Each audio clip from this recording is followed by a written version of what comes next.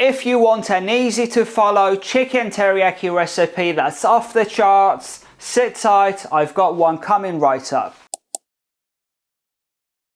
I've lined up in front of me the base ingredients for a teriyaki sauce, and these are some Japanese style soy sauce, preferably a light soy sauce, and then we've got some mirin and sake. Then from there we've got some cornstarch or corn flour to thicken the sauce and some sugar. And then we've got some aromats in the form of a clove of garlic and some ginger for a bit of heat. Now I'm going to start straight away by mincing the ginger and the garlic using a microplane grater, and I cannot tell you how much of a massive help a microplane grater can be around a kitchen. If you are on the hunt for one, I've linked one down in the description box below, and feel free to check it out for yourself.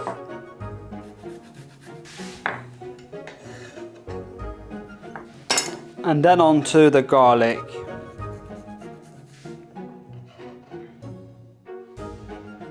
And seeing as we're making chicken teriyaki, we're obviously going to need some chicken, and I would highly recommend chicken thighs as opposed to breast, as these are considered to be more flavorful and juicy due to the higher fat content that they have compared to chicken breasts. These thighs are skin on and bone in, so all I'm gonna do is start removing the bones, but I'll be leaving the skin on, as the aim of the game is to get the skin really nice and crispy, and that will take this dish to another level.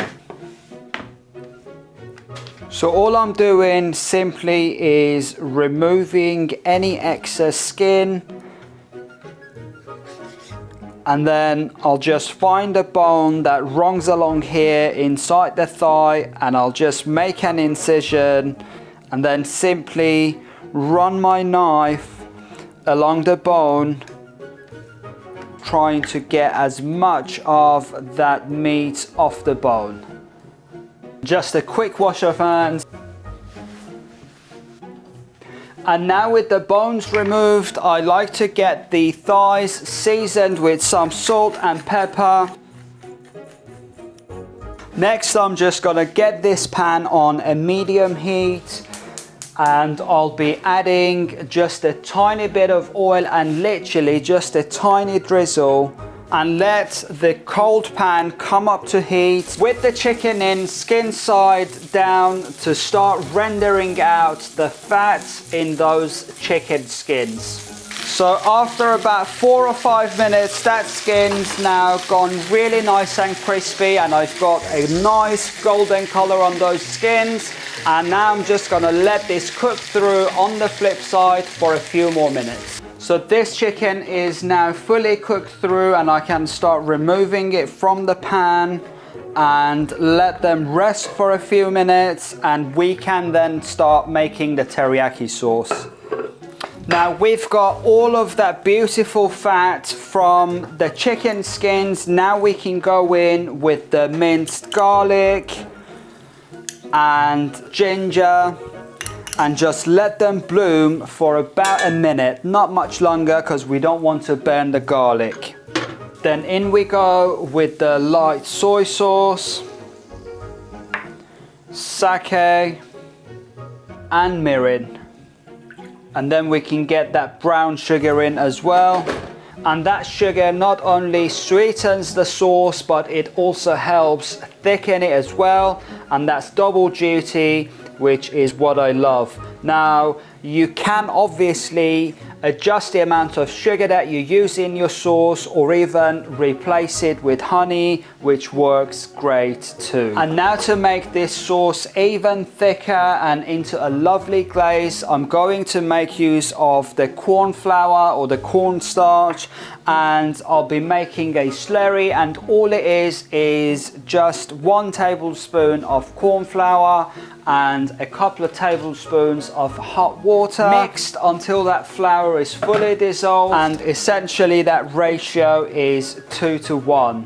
So 2 parts water, 1 part flour. And now I'm just going to let this simmer on a really low heat, and finally we can add in a good couple of pinches of sesame seeds. And this here is the consistency that I'm looking for, and to stop this sauce from thickening any further, I'm just going to turn off the heat, and now I can reintroduce those chickens back into this sauce and essentially just heat them through and smother this chicken in that beautiful teriyaki sauce.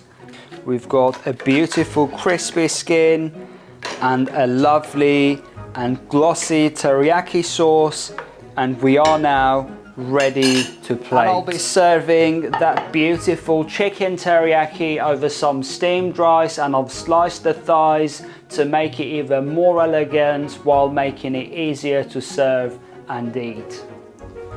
And some thinly sliced carrots and cucumber on the side, and just a touch more of that beautiful teriyaki sauce over the top.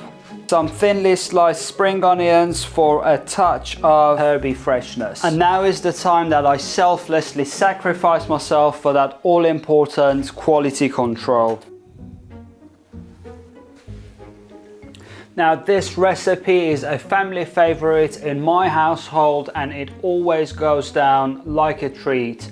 Now over to you. Give this recipe a try and come back here and let me know in the comments box below how yours turned out. Like the video and subscribe to the channel if you're new here. I'll be seeing you in the next one, hopefully really soon. Until then, look after yourselves, keep spreading kindness, and always remember, the secret ingredient in every dish is the love you put in it.